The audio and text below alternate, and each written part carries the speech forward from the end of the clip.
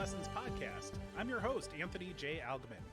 Data is everywhere in our businesses, and it takes leadership to make the most of it.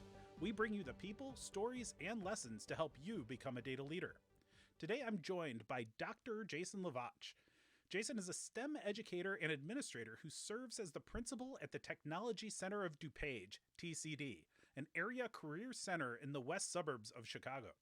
TCD partners with 31 schools to provide high school juniors and seniors opportunities to target their learning along focused career pathways. The International Technology and Engineering Educators Association recently named Jason one of their leaders to watch. Jason, welcome to the show. Hi, thanks for having me. My pleasure. Please spend a few minutes just giving us a little bit more background on you and what your organization is all about. Okay, so I'm the principal of an area career center called Technology Center of DuPage. I'll refer to it as TCD constantly because that's what everybody seems to know us by. Great.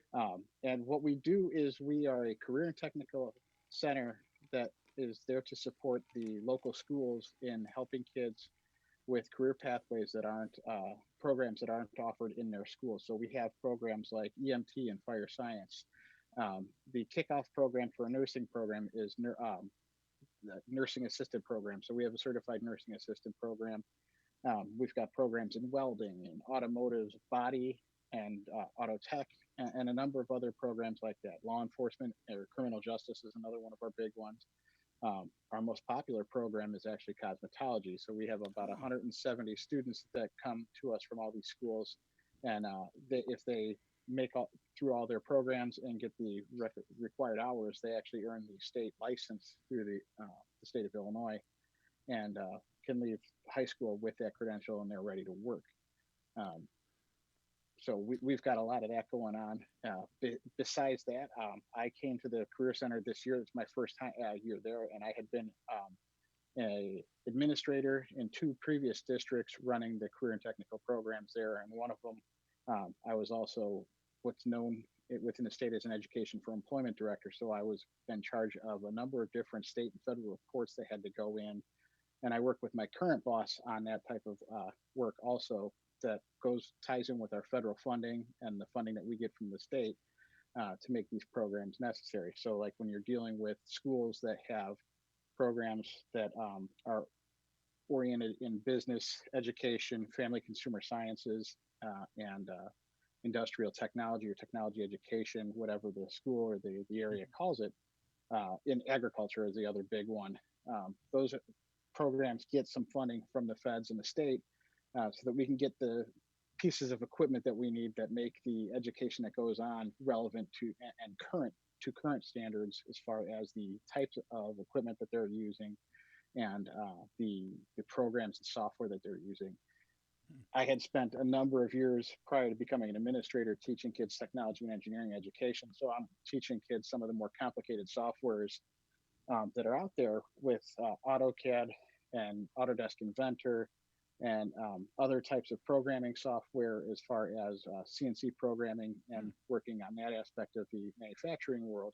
Or the other side of what I used to teach a lot would have been carpentry and cabinet making and working on the design aspect of those.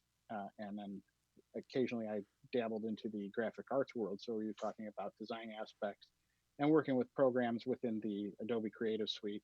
And I did anything there from print design to audio and video production. So that it's an interesting world as far as that goes, but there is a number of different ways that we could fund it and a lot of types of reports and data that we have to present to the government so that we can maintain that type of funding and things like that. And it's also good for the students that way so that everything is current relevant to the current labor force demands.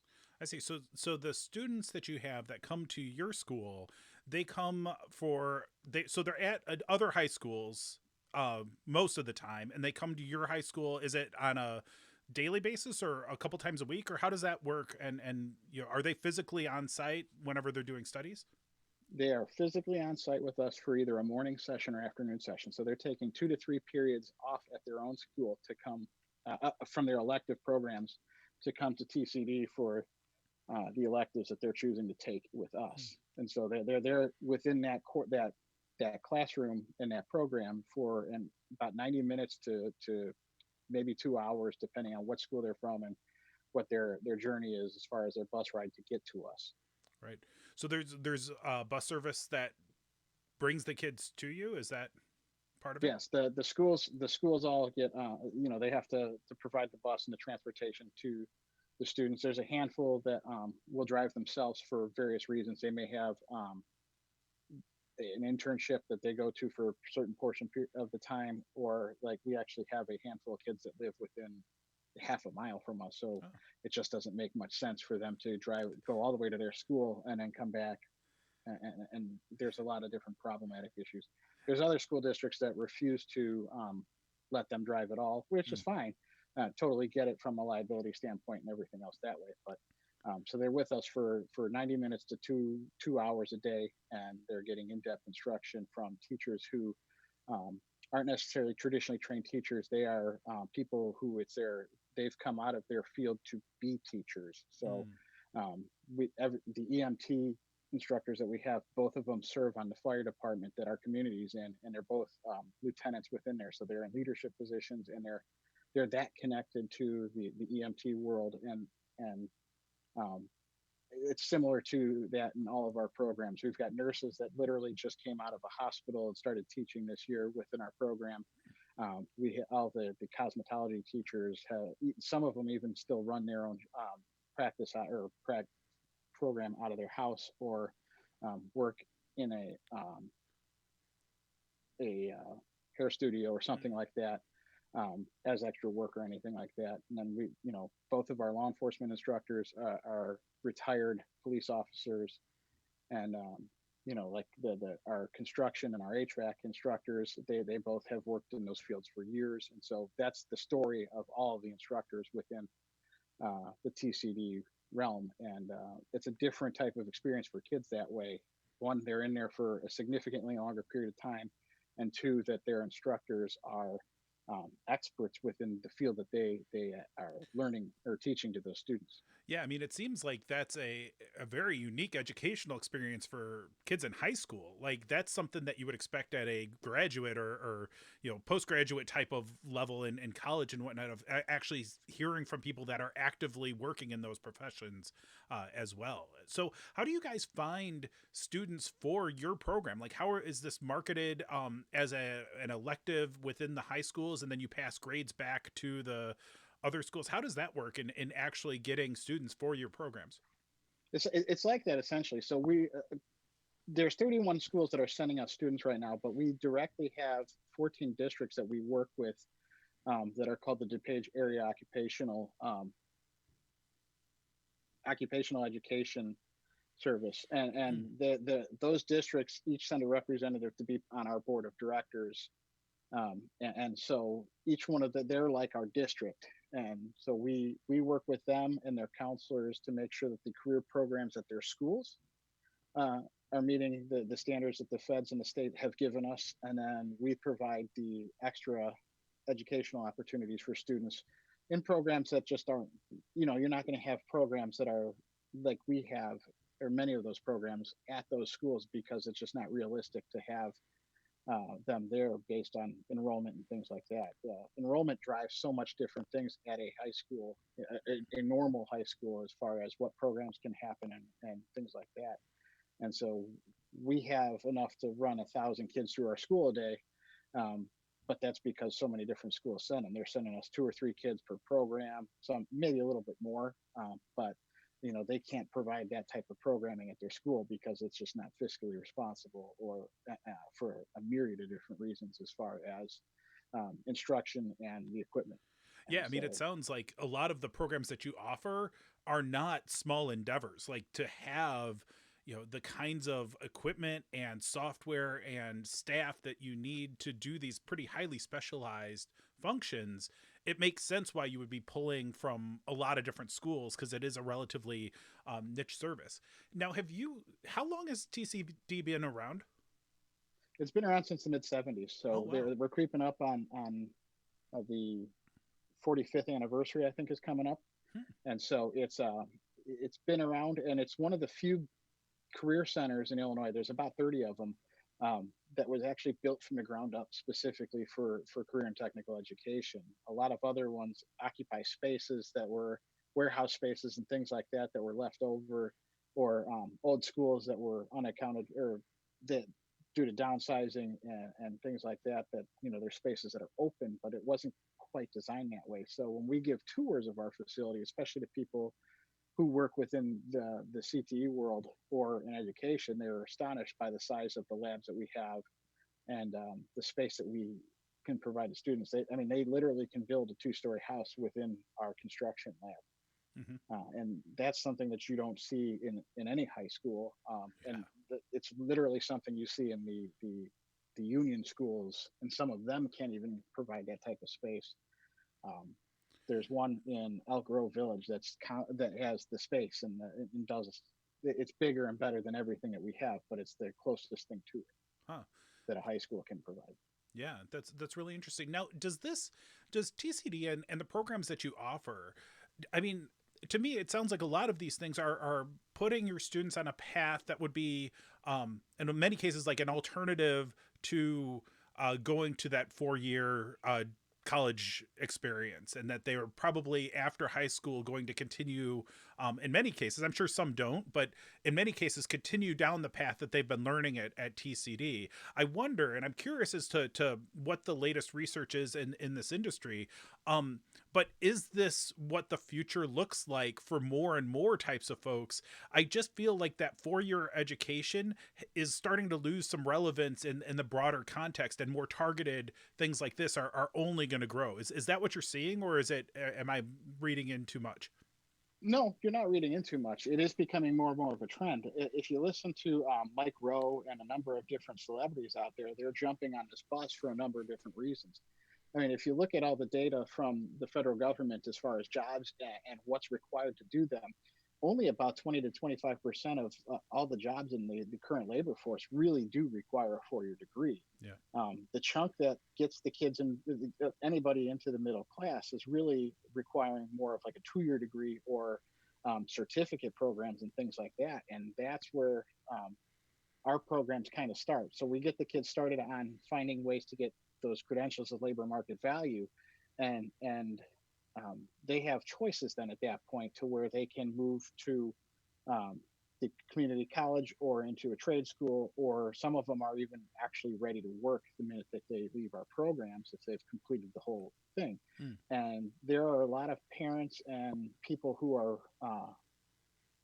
in their later the midpoint of their careers, where they're sitting there looking at what they've done in the past, and they're looking at that labor force now and saying, for their kids, because of the cost of college now, it's a $100,000 investment minimum, it seems like now, just for a bachelor's degree, depending on how you go about doing it. And they're looking for other alternatives for their kids that are fiscally responsible and will help make them get a better bang for their buck. And we help with that. We've got a number of programs where kids, that cosmetology program, those kids, if they do a good job and they stay good academically within our programs, they can leave TCD with over 50 credit hours from college at DuPage. And every one of our programs is tied to dual credit if they stick it out for the 2 years. So they can get credit at a number of different colleges within the state. So they're already starting off their college academic career that way, or that it's a college course transcripted that they can go into any type of a job and say, I've already started my college path. I'm looking to work and complete this. And, it shows a different level of commitment that way. Yeah. And I can't help but think, like, you and I are both, we've had a lot of education in our lives, both have 4-year degrees and advanced degrees, a lot of it in night school while we've been working. And it was tied at that point to more of what our professions actually were. Like, we knew what our life's work was about by the time we went to graduate degrees, which makes sense. But it can't, like, I'll never forget. Now, we went to college in the 90s, and I'm never forget what, spending 4 years there was a good time, and I learned a lot. But a couple things stuck with me. One is that, I went to a liberal arts college that really wanted to create academics. Like, they didn't think about getting to work. Like, you get your degree and then it's about going to grad school or becoming more academically sound. I'm like, no, I need a job now. Like, it's time to get to work. And so that always bothered me. And I think, some organizations, some universities out there are starting to realize, hey, we have different molds here we need to support, or otherwise our model is not going to continue to work. But then there's also a part of me that if I somehow, which I don't know if it's possible, but if I knew what I wanted to do was data leadership back in the 90s, and I had a good mentor and I had a good opportunity to work really hard, I have to imagine I would probably be better after 4 years of doing that and be more well-rounded, targeted towards that particular thing than a wide array of experiences that I got in a liberal arts school. Now, maybe those have helped me in a lot of ways to navigate my career, and I won't discount that, but I have to raise the flag and say, how many people are coming out with $100,000 debts after 4 years and have no ability to capitalize on that in a productive way in their careers? And that to me is a travesty. Right. And there's two different ways to look at it. The education system in America, and it's, for the most part, has been something that has been founded on the Committee of Ten's work that they did in the 1800s. And it hasn't changed much. And the higher education is the slowest moving of that aspect of it. There's a lot of requirements that we put on college students to take different classes to make them well-rounded. And yes, there's a lot to be great about being well-rounded, but there's a lot of courses that I took in college and that a lot of people I know took in college that were a complete waste of time and didn't help them with anything.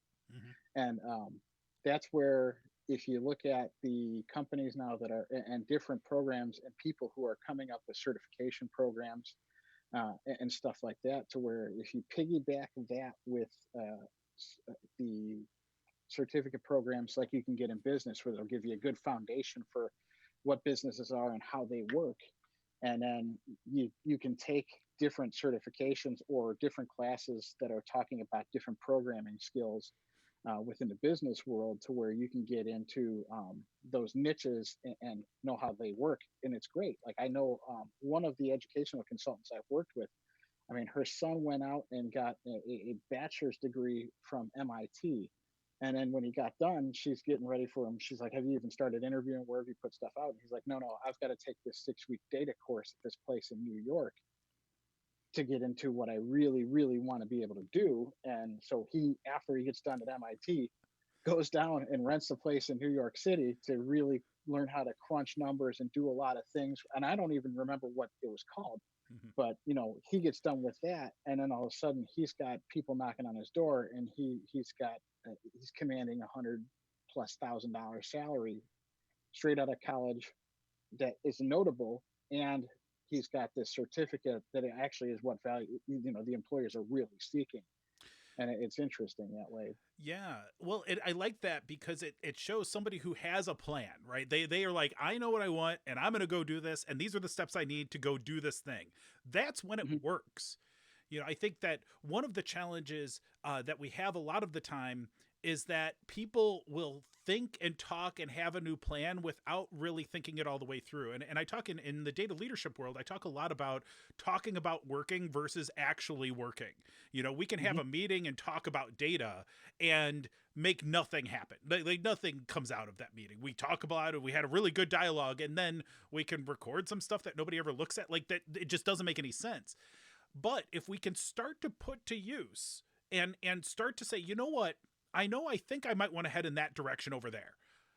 Instead of planning out every step I'm about to take to get to that place over there, I might be better off taking a step in that direction and recalibrating on the fly. And so I think that there's kind of a recalibration aspect that needs to happen to make education more pragmatic, which is what you do in your program. Like, you are very targeted to people with plans, people that say, I like this thing, I want to learn about it so I can do it.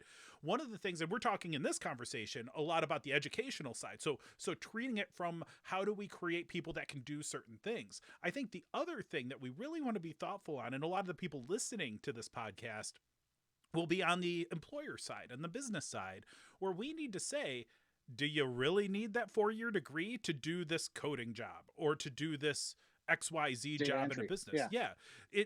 You have an entry level job for somebody who has maybe some smarts and has some well-rounded skills that they got at that 4-year degree. But do you really need that? Like, maybe if they come in and work hard, they'll learn a lot of what they need to do. So don't put that artificial barrier in the way for somebody who, if you get that right person who has that plan of like, I'm going to go learn this stuff and I'll show you how I can do it. That to me is what I care about. And I don't necessarily need the kind of signaling that I might have needed 100 years ago, because now I have ways to validate if a person can do the things that they say. And I can judge them on that. And part of what we do is we have to have these advisory boards for our programs, we're working with companies and trying to find out what their needs are and how they want things. And it's funny because like when we went through college, and the way that the career fields worked is you went to this company and you worked there for 2 to 5 years, and then you went for a new position either at that company, or most likely you went for new positions at other companies. And companies now, the feedback we're getting, especially within the manufacturing world, is that they want to get people that want to work for them, and then they will invest their time in training them there, or or pay for their education to further them there. They want to get back to the era that our parents went through, where it wasn't unfathomable for somebody to spend their entire career at a company, as long as they want to invest in that person and develop them and keep them there. Longevity at a company is now becoming more valuable that way, and the companies now want to make sure that they can mentor and help that person on that path, as opposed to just dumping somebody after 2 to 5 years and then having somebody in. They invest a lot of money in an employee regardless, right off the bat, and they want to keep their investments there and make sure that they can have more going on there. Yeah, I have a lot of respect and admiration for people that have been at one company for a long time in their career, that have, a decade or two type of employment. I think part of that is just the fact that people have been treated as expendable, and that employment at will transactional relationship has been kind of one way. A lot of the time employees are expected to work on the weekends, or they're expected to do what they need to fulfill the role of the job. And as soon as it's inconvenient, the company lets them go, or as soon as they find a better alternative, the employee doesn't have loyalty to the company because the company hasn't had loyalty to them. So it's a relationship that I guess has degraded on both sides of that equation, and that to make it so that those long-term investments have real returns, it comes back to making sure that that equation stays balanced and nurtured and reinforced over time, where the company is investing in the people are loyal to the company, and that they grow together to create the most value possible with people that are hard to replace. Like, you work somewhere for 20 years, some stuff. Right. And the people, it was interesting to watch the recession from 2008 in that area, where you're seeing a lot of the people that companies ended up sticking with. A large amount of the higher priced people they wanted to get rid of, but there was the companies that did the best during that time were the ones that stuck with their long-term people and the people that they've invested in, because they give that much back to the company, and they didn't want to see that company fail, so they worked hard to make sure that didn't happen. Yeah, I mean, and obviously we're seeing that kind of pattern emerge again. We're currently recording this at a time where we've just now had 2 or 3 weeks of truly record jobless claims, and unemployment is starting to not just creep back up, but rocket back up as part of the COVID-19 crisis. So one of the areas that I want to talk to you about more is this whole notion of, many families right now, many professionals are now working from home, haven't expected to, maybe weren't well prepared to, and have the added burden of trying to help facilitate their children's e-learning experiences, and trying to stay sane throughout the whole experience as well. You have a lot of experience on e-learning and setting this kind of up, this platform up for your school. Can you tell us about what that's like, what some of the challenges have been, and what you're learning through that experience that might be helpful for either professionals that are working from home and what they're doing in their personal or in their professional lives, and advice for parents that are helping their students on the other side of that e-learning equation?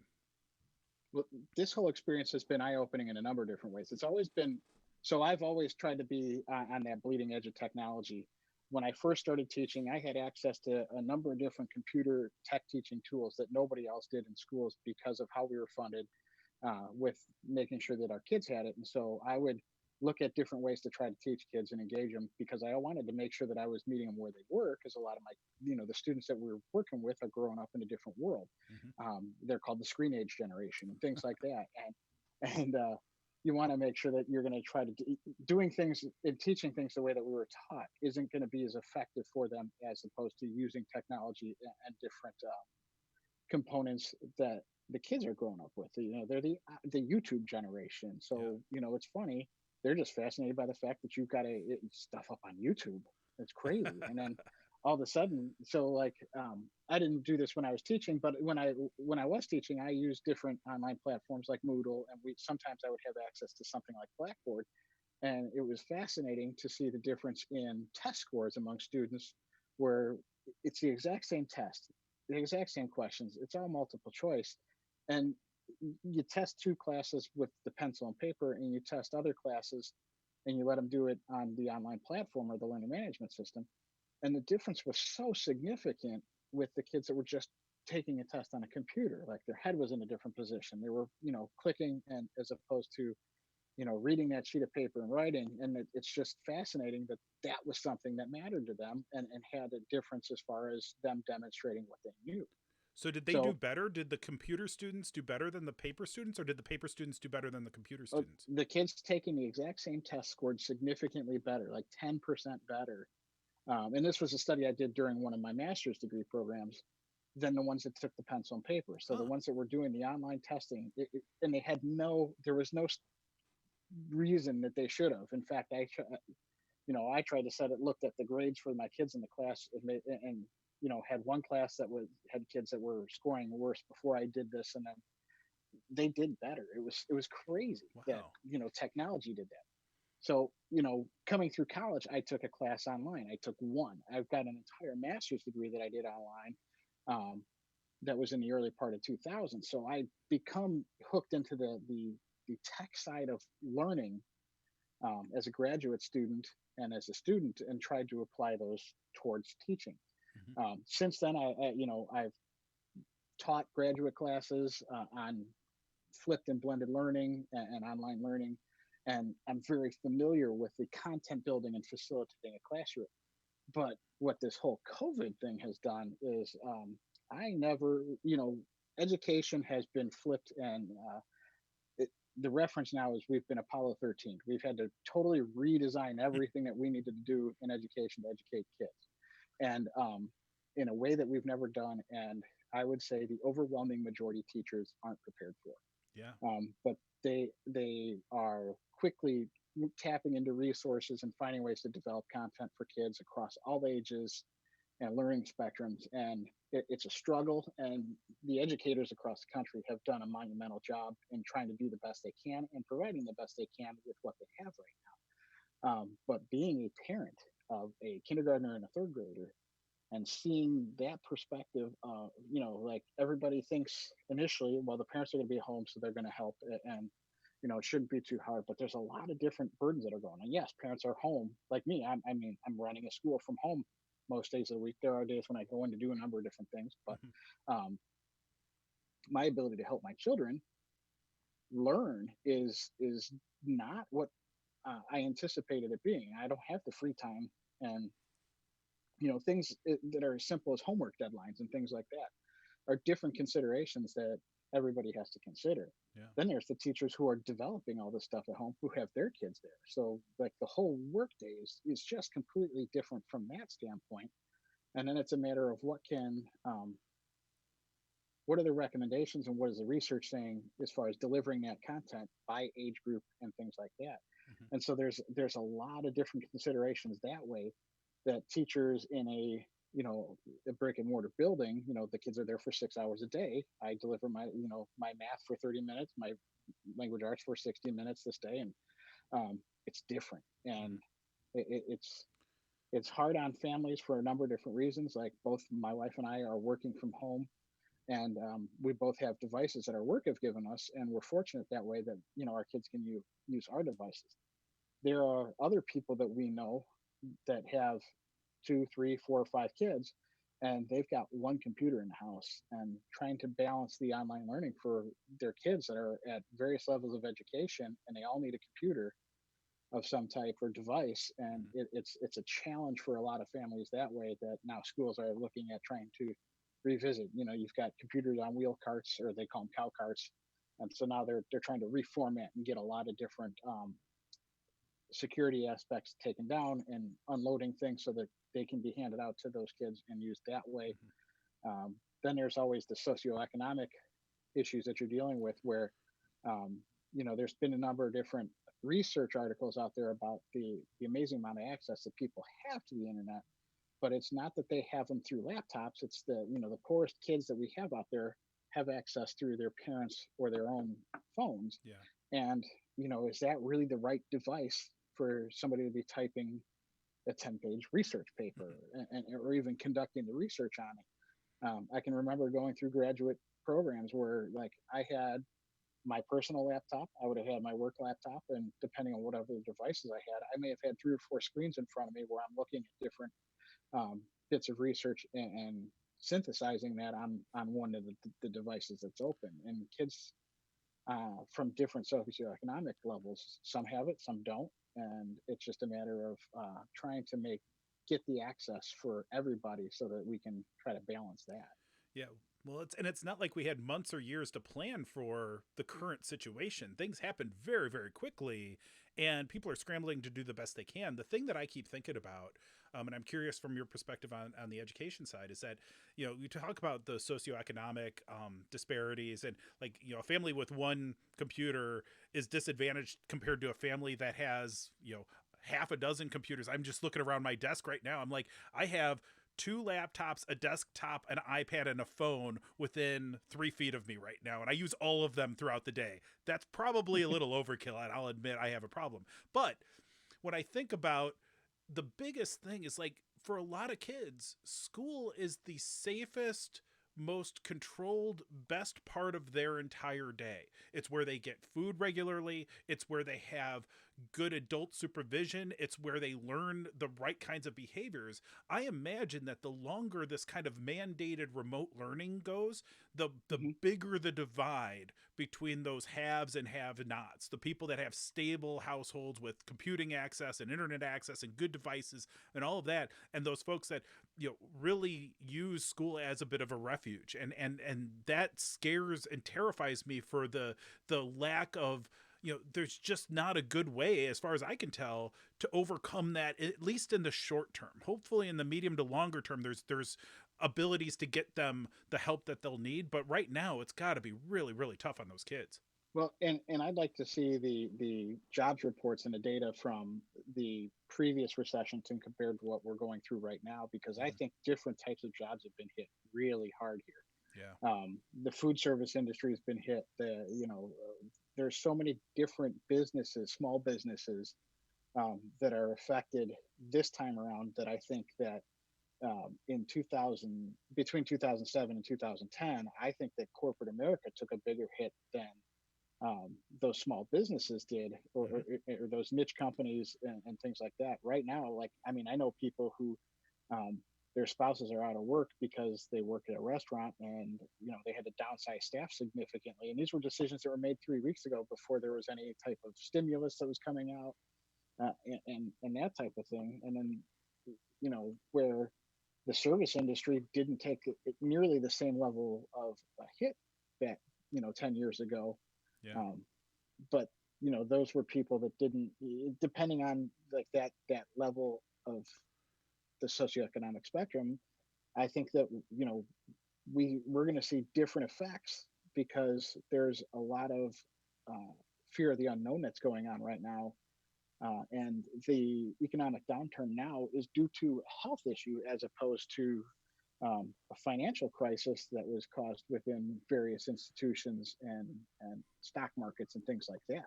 Yeah, mortgage-backed securities didn't hit the waitresses the way coronavirus has. Like it's Right. there was a bit of a divide between the finance side of the world and the debts and some big problems for big businesses, and something that immediately, without warning, very quickly disrupted everybody's lives entirely. Like, and the lucky ones are the ones that aren't sick but are still in dire straits financially. Like, that's, you're happy about that a lot of the time, and that's just it's still, I think we're all still in a bit of shock. Like, this all happened. Maybe we're now starting to get used to waking up on Monday and going to that part of our house where we do our work, for those of us that still have jobs, and doing that, versus the just shock of wait, we can't leave our houses anymore, and we don't know if we're going to get sick, or just waiting to see if that cough turns into something really worse. Like, there's a lot of of fear, reasonable fear out there right now, that I think we would be fooling ourselves if we didn't think that our kids and the people that are supposed to be thinking all about their future are all of a sudden getting hit with a dose of reality that none of us were really thinking about or preparing them for. Right, and it's crazy. You go back to, it's a lot of that fear of the unknown, and then the variables that we had to consider 10 years ago are so much different now, where you're talking about the family structures and who's living where. And I know that we have students at my school where there's 10 people that live in our house, that going all the way from infants to grandparents. Yeah. And so there's those fears that and really I worry most about making sure that the social emotional state of everybody that we serve, I'm talking about everybody in each one of those kids' houses, it is really in a place where it needs to be. And like, I've got friends that work in law enforcement, and their calls are different now. The domestic issues that they're dealing with are so much different compared to what it had been for the previous 8 to 10 years, as far as where the problems, the underlying symptoms of the problems, and how they're coming about, the stresses families are on. I can tell you right now that the just trying to figure this out within my family, and as stable as we are, with educating our kids, and running a school, and my wife works at a school too, and working with her role at that school, and then the everything, keeping them confined, and working within the stay at home aspects that the state has passed on us. It's just such a different animal, and trying to make sure that everybody is trying to be mentally balanced and make sure that their state of mind is in a good place. Is really a primary, it's my biggest concern, is just making sure that the mental welfare of the students that my school serves, and my family and their families, and even my teachers, like, they're great people, they're great teachers at what they did, but they teach a hands-on content for the most part. Yeah. And now they're trying, and the timing of this is so bad, because we're in a part of the year where everything they're doing is on hands-on in the application side of it, and they need to be there and coach the kids through it. And like, we can't send welders home with kids. Yeah, that's probably a bad idea from everything I remember CNC about high machines, school. Yeah. Right. It's one of those things that needs to happen under the supervision of a professional. So that's now, right. What do we do with these kids? And those teachers are sitting there racking their brains at home, trying to come up with something that will either maintain the kids' knowledge level of where they're at, so that they can still use it again later on, and when they get that chance, or they're trying to get that content to them. And it's a different level of stress for the teachers all teachers, period, but the teachers I work with specifically, because it's so hands-on, and it's so out of the realm of nature. Just watching, a lot of them don't work with computers as a primary instructional tool, and so now they've got to build content, put it up onto the learning management system, which we've come up with issues now with connecting with our kids, because we're not the primary school that the kids work with. And so we've got to get our stuff to kids through a learning management system. And we were using one that's similar to all the other schools. But there's massive technological issues, especially if it's a school that's one-to-one, to where their devices are locked down and they can only use certain specific things or certain logins.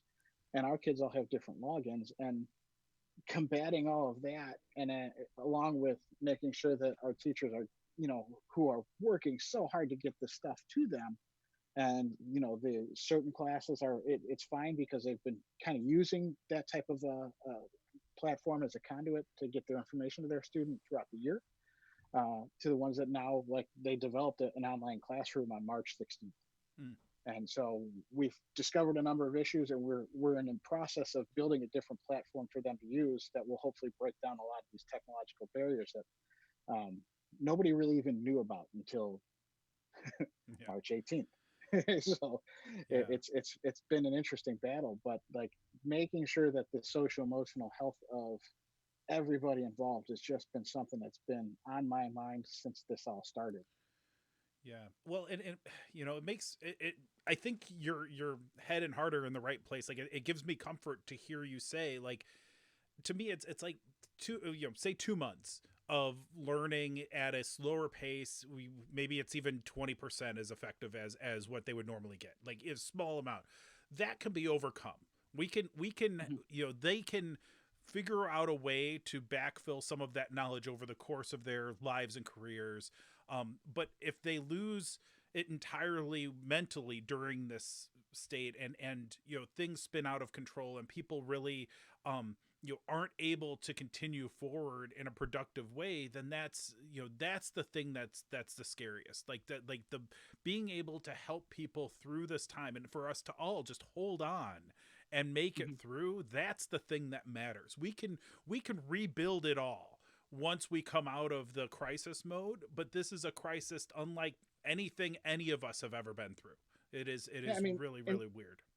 and K through 12 teachers are trained to work with kids within their building. And you talked about things and the safety and the consistency of that. Mm-hmm. That's been so thrown out the window. Like when you've got a parent who's working from home, and now you've got siblings taking care of siblings and doing all sorts of other things, um, that parent might be doing during their time when they're home from work, but now they're at home working, Yep. and that balance is just destroying a lot of different things in people's heads. And just it's a lot of stress, Yeah. um, that nobody's ever predicted or thought about. And it's hitting everybody involved, and it's just we got to make sure that everybody's still doing things.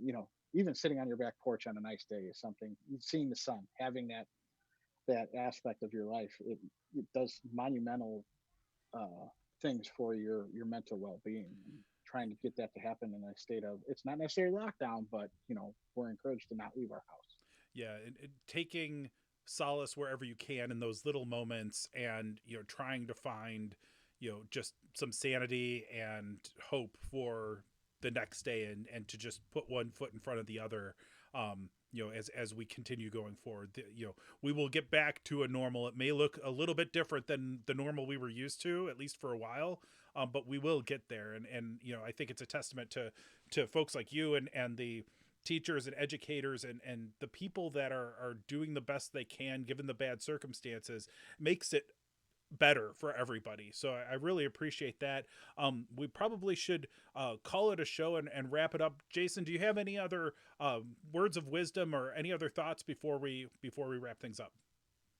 It's just this whole coronavirus situation and what it's done for the world of education is it's crazy. And everybody's working really hard. And it's funny because um, there's teachers trying things that they've never done before, and administrators doing things that they've never done before, counselors, everybody that works at a school, teaching assistants. um, I truly believe that while we're working on we're building a plane as we're flying it right now, because it's all new, different, and new. um, I think it'll end up having a profound change on education, and I think it'll be a good one. It's just going to take time for that to see its impacts, and it's going to help us as far as preparing and looking at what we did, and seeing what we need to do for this in preparation for um, the instruction that we give kids when they get back, and preparing for the next wave if it comes. To where if we have to do this again, we'll have a different mindset and a different way that we can move about it. So it's scary and exciting all at the same time. It's been fun to be part of, and it's going to be interesting to watch how the dust settles from this.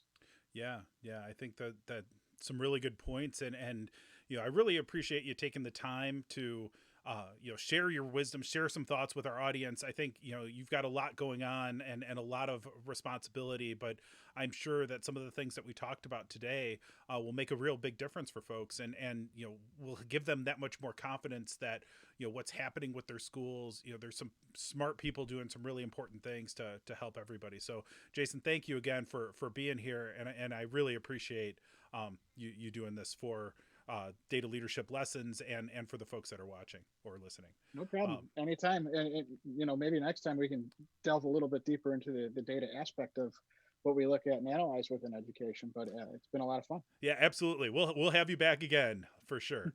For sure. So, and thank you all for watching or listening today. Please remember to follow, subscribe, like, rate, and leave a review of our show on YouTube or wherever you get your podcasts. You can find information about supporting the show directly and how to get a signed copy of my data leadership book at patreon.com/data leadership lessons. Visit Algman.com to learn more about Algman Data Leadership and the many ways we can help you become a data leader. Stay safe during these unusual times and go make an impact.